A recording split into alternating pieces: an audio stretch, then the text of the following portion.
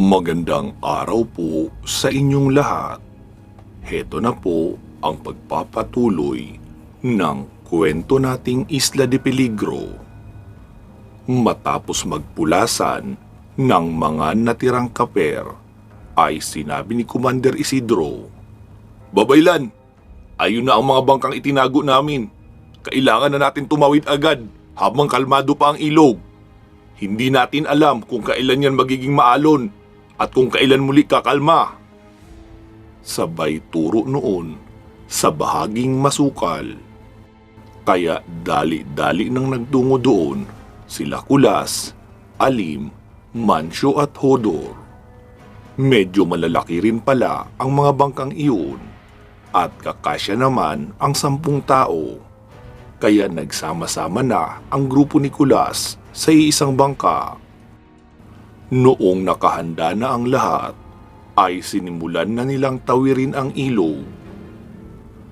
Nakakailang minuto pa lang sila sa pagsasagwan nang biglang lumakas ang agos. Agos lang talaga iyon pero hindi maalon. Dahil malapit lang naman sa isa't isa ang mga bangka, kaya sumigaw na si Kulas para tanungin si Commander Isidro. "Commander! Anong nangyayari? Normal ba ito?" Nagpalingalinga si Isidro sa may unahan. Nakita nito ang isang malaking buntot ng isda na bigla na lang lumubog. "Hindi, babaylan! Inaatake tayo ng Magindara!" "Ha? Sirena! Sabi ko inaatake tayo ng mga sirena!" "Anong gagawin natin?" "Kailangan natin magsagwan ng mabilis patungo sa kabilang bahagi. Dahil dadalhin tayo ng agos na ito patungo sa malawak na bahagi ng ilog at doon tayo aatakihin." "Tara, bilisan na nating magsagwan!" Wika pa ni Kulas sa mga kasama. Kahit buong lakas pa ang kanilang ginawa sa pagsasagwan, ay wala pa rin iyong naging epekto. Sa lakas ng agos ay tuluyan na silang dinala sa malayo.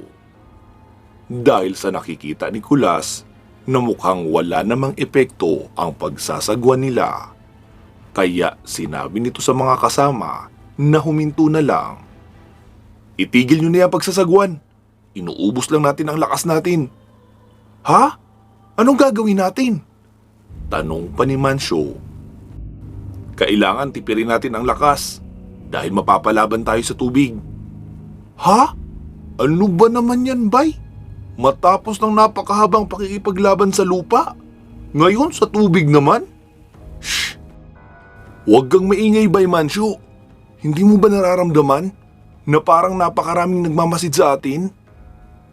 Nagpalingalinga silang lahat habang nagmamasid sa paligid.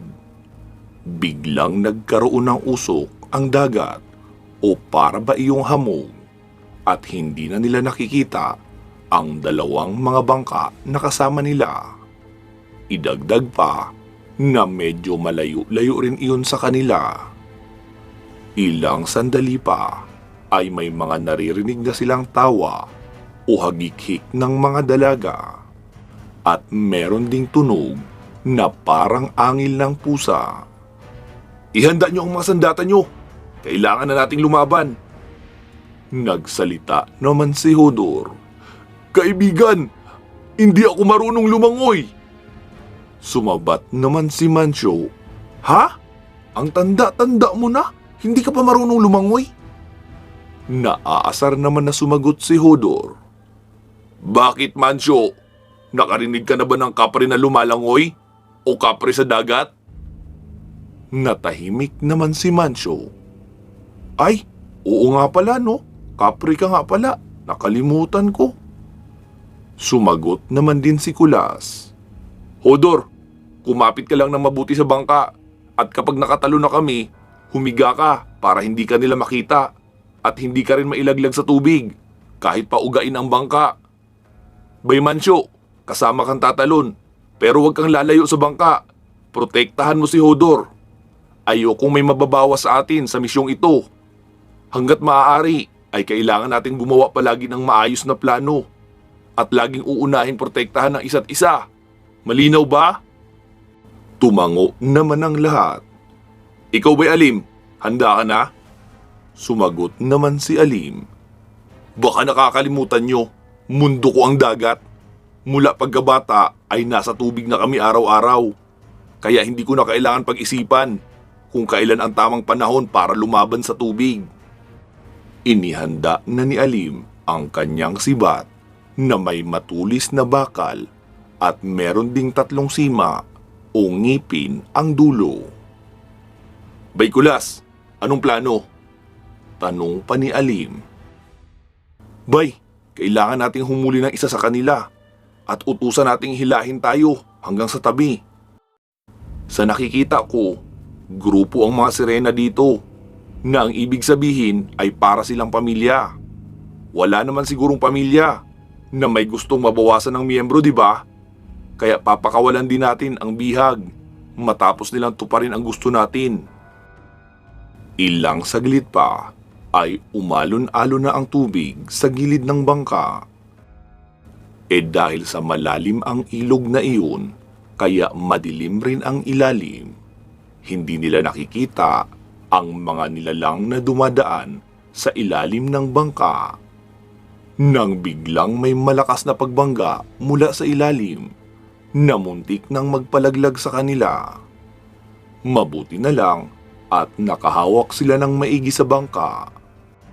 Hanggang sa may nagpakita na nga sa kanila na 3 magindara. Magagandang dalaga ang mga iyon. Wow, chicks ba yun? Wika pa ni Mancio. Sumagot naman si Kulas. Oo, chicks nga. Pero pag ngumiti yan, masiksik pa sa mais ang ngipin yan sa totoong itsura. Inambahan ni Kulas iyon ng pagbato ng itak. Bigla namang umangil ang mga iyon. Sabay merong isang tumalo ng mataas at nahawakan noon si Mancio. Kaya nahulog ito sa tubig. Mabilis namang lumangoy ang 2 pang nilalang na mukhang susunggaban na si Mancio. Pagsisid pa lang noon ay agad tumalon na rin si Alim sa tubig. Pero tinaasan niya ang talon mula sa bangka para mas may puwersa ang pagbagsak niya sa tubig at malalim ang pagsisisiran. Nakaamba na ng pagsaksak si Alim bago pa ito sumayad sa tubig. Sibat ang sa kanan at itak naman ang nasa kaliwang kamay. Pagkahawak noong 2 sirena kay Mancio upang ilangoy na papalayo sa mga kasama, ay bigla na lang iyong napapalahaw kahit nasa ilalim ng tubig. Noong maramdaman ang pagtusok na armas ni Alim sa may buntot nila. Kaya nabitawan rin noon si Mancio.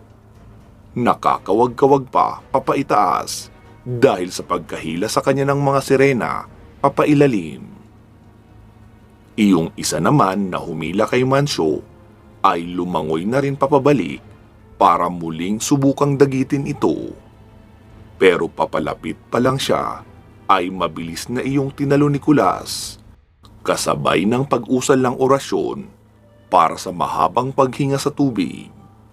Pagkalapag sa tubig ay agad niyang niyakap sa likuran ang nilalang, sabay utos sa armas niyang ugat na lumabas at pumulupot sa liig noong sirena.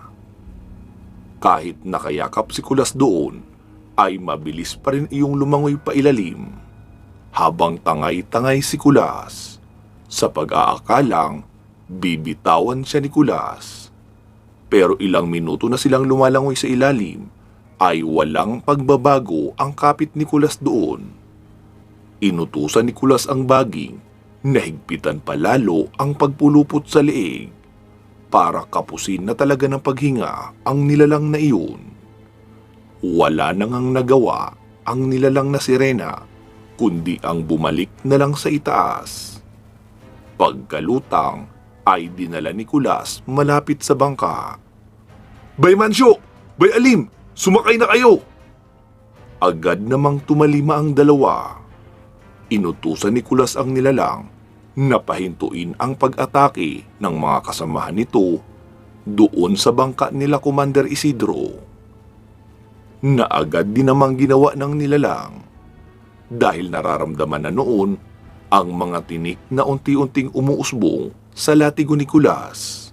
Maging ang mga kasama noon ay wala na ring nagawa at hindi rin makalapit.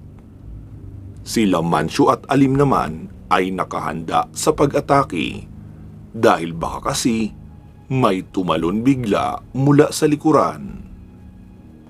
Noong papalapit na sila sa grupo nila Isidro, ay nakita nilang sugatan na ang karamihan. Bawas na rin ang mga tauhan nito, na ibig sabihin meron ng nabihag o nabiktima ang mga magindara. "Commander!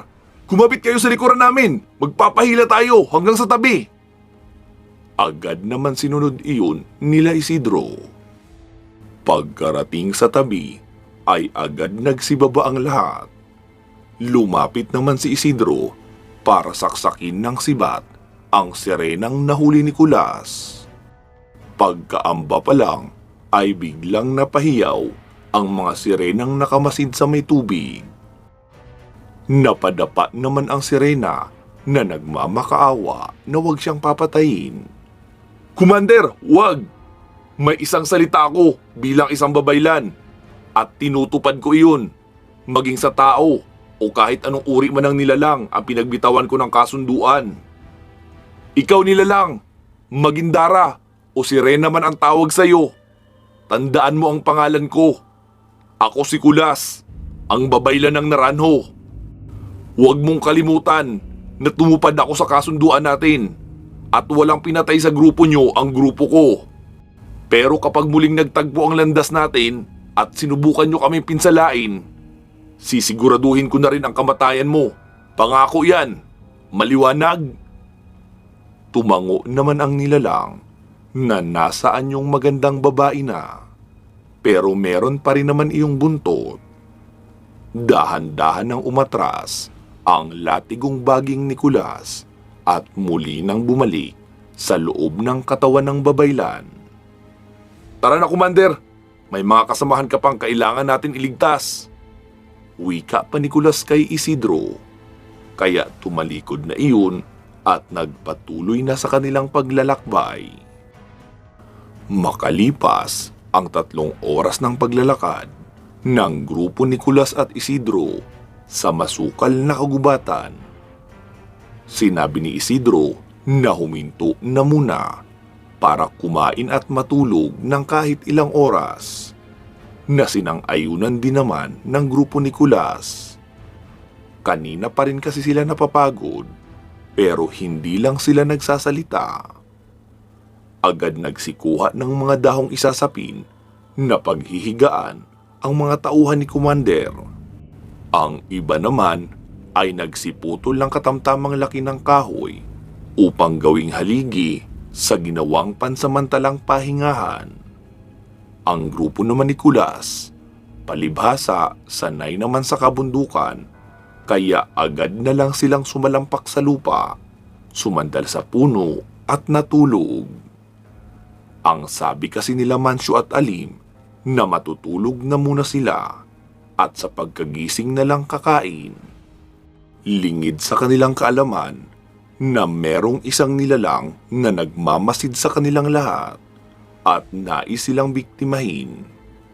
Ito ang nilalang na tinatawag na Leshy. Isa itong uri ng nilalang na walang sariling kaanyuan. Madalas itong manggaya ng kaanyuan ng taong nakikita niya o di kaya mga hayop.